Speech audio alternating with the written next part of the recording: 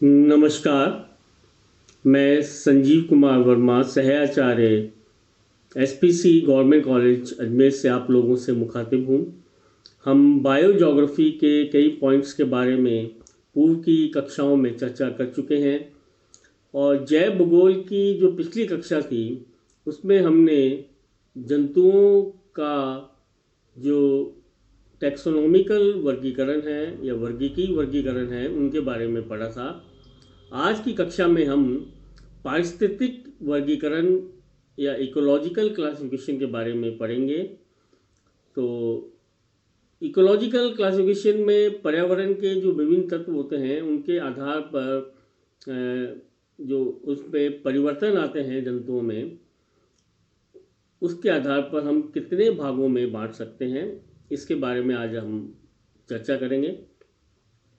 पर्यावरण के विभिन्न कारक विभिन्न प्रकार से जंतुओं की जैविक क्रियाओं को प्रभावित करते हैं। संसार में पाए जाने वाले असंख्य जीव जंतु विभिन्न प्रकार के वातावरण में निवास करते हैं। आवास क्षेत्र के पर्यावरण व जंतुओं के मध्य घनिष्ठ संबंध पाया जाता है। जीव जंतु अपने आवास के पर्यावरण से निरंतर अनुक्रिया करते हुए अनुकूलन स्थापित करते हैं, जिसे हम अडेप्टेशन भी कह सकते हैं। किसी जीव में स्वतः नियमन, सेल्फ रेगुलेशन, आत्म परीक्षण तथा जाति की रक्षा के लिए जो विशेषताएं पाई जाती हैं उन्हें अडेप्टेशन या अनुकूलन कहा जाता है। वास्तव में अनुकूलन वह विशेषताएं हैं जो जंतुओं को उनके आवास में जीवित रहने योग्य बनाती हैं। परिणाम स्वरूप जंतुओं में आवश्यकता अनुसार धीरे धीरे परिवर्तन होते रहते हैं। लेमार्क ने सर्वप्रथम ये प्रतिपादित किया कि जीवधारी अपने को बदलते हुए वातावरण के अनुरूप रूपांतरित कर लेते हैं। मतलब कहने का मतलब ये हुआ, जिस प्रकार का पर्यावरण होगा उसी प्रकार के जीव जंतु वहाँ पर आपको मिलेंगे। आवास क्षेत्र या पर्यावरण के आधार पर जंतुओं को हम निम्न वर्गों में बांट सकते हैं। पहला है जलीय जंतु या एक्वेटिक एनिमल्स। जल में जीवन व्यतीत करने वाले जंतुओं को इसमें सम्मिलित किया जाता है। जलीय जंतुओं को आवास के आधार पर दो उपवर्गों में बांटा जा सकता है। पहला है ताजे जल के जंतु और दूसरा है सागरीय जंतु। पहले हम बात करेंगे ताजे जल के जंतुओं की। इसमें ताजे जल में रहने वाले जीवों को सम्मिलित करते हैं। ताजे जल की प्रमुख विशेषताएं होती है निम्न लवणीय सांद्रता तथा जलवायु की तीव्र प्रभाविता। ताजे जलीय आवासों को प्रवाह के आधार पर फिर पुनः दो वर्गों में बांटा जा सकता है। पहला है स्थिर ताजे जलीय आवास। जिन जलराशियों में प्रवाह विहीन अर्थात स्थिर जल पाया जाता है वह इस वर्ग में सम्मिलित होते हैं। झील, तालाब आदि इसके प्रमुख उदाहरण हैं। जंतु प्लावक, असंख्य प्रोटोजोआ, अनेक प्रकार की मछलियाँ, कछुए, तालाबी घोंगे, रोटिफर्स आदि इन आवासों में रहते हैं। और दूसरा जो प्रकार है वो है अस्थिर ताजे जलीय आवास। नदी, सोता, झरना इत्यादि प्रवाहमान जलराशियाँ को इसमें सम्मिलित करते हैं। इनमें ऑक्सीजन व पोषक पदार्थों की प्रचुरता के कारण जंतुओं की संख्या अपेक्षाकृत अधिक पाई जाती है। इनमें अनेक प्रकार की मछलियाँ, घोंगे और भृंग आदि सम्मिलित होते हैं। आवास के आधार पर जंतुओं को जो दूसरा भाग था वो कहलाता है सागरीय जंतु। समुद्रों एवं महासागरों के खारे जल में पाए जाने वाले जंतु इसमें सम्मिलित किए जाते हैं। सागरीय जंतुओं में अत्यधिक विविधता पाई जाती है। भूपृष्ठ के 3/4 भाग पर विस्तार होने के कारण महासागर पृथ्वी के अधिकांश जीवों के प्रमुख आवास हैं। जंतुओं के 3 वर्गों मीरियापोडा, ओनिकोफोरा और एम्फीबिया को छोड़कर सभी वर्गों के जंतु समुद्रों में निवास करते हैं। समुद्री आवासों को भी गहराई के आधार पर वेलापर्ती या पेलेजिक एवं नितलसट या बेंथिक क्षेत्रों में बांटा जाता है। दूसरे प्रकार के जो जंतु है वो कहलाते हैं स्थलीय जंतु या टेरेस्ट्रियल एनिमल। जलवायु एवं भू आकृति में भिन्नता के कारण स्थलीय जंतुओं में अत्यधिक भिन्नता पाई जाती है।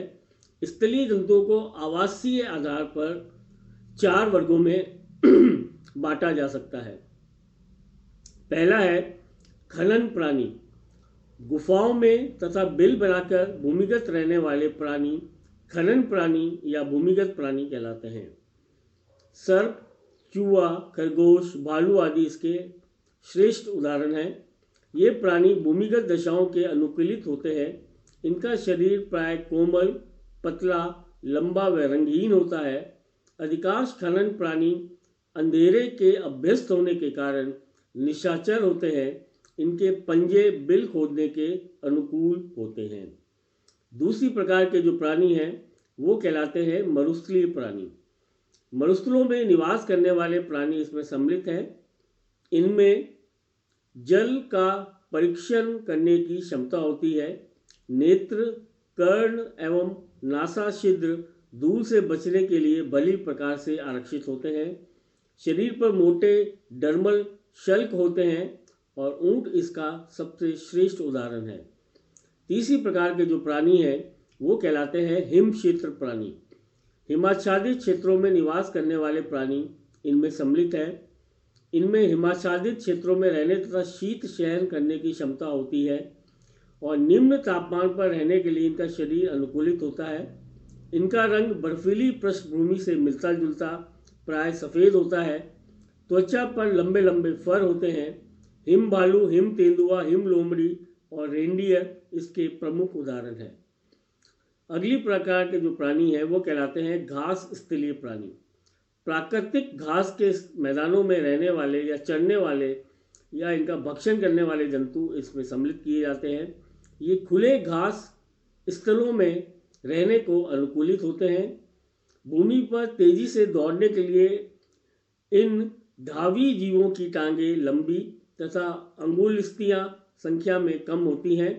हिरन इसका श्रेष्ठ उदाहरण है। अगली प्रकार के जो प्राणी हैं वो कहलाते हैं वृक्षीय प्राणी। वृक्षों पर निवास करने वाले विभिन्न प्राणी इसमें सम्मिलित हैं। इनमें आरोहण अनुकूलन पाया जाता है। वृक्षों पर चढ़ने के अनुरूप इनकी श्रोणी मेखला दृढ़, पसलियाँ घुमावदार, नाखून विकसित एवं पूंछ होती है। छिपकली, गिलहरी, बंदर, स्लॉथ आदि इसके प्रमुख उदाहरण हैं। कोशिकाओं कशेरुकों के सभी वर्गों में आरोही प्राणी ही मिलते हैं। और तीसरी प्रकार के प्राणी कहलाते हैं वायवीय या उड्डयनशील प्राणी या एरियल एनिमल्स। वायु में उड़ने वाले या विसर्पण करने वाले जंतु इसमें सम्मिलित किए जाते हैं। इस वर्ग में सदैव वायुमंडल में रहने वाले अति सूक्ष्म जीवों से लेकर समस्त पक्षी आते हैं। इस वर्ग को उड्डयनशीलता के आधार पर 2 भागों में बांटा जा सकता है। पहला है सक्रिय उड्डयनशील प्राणी।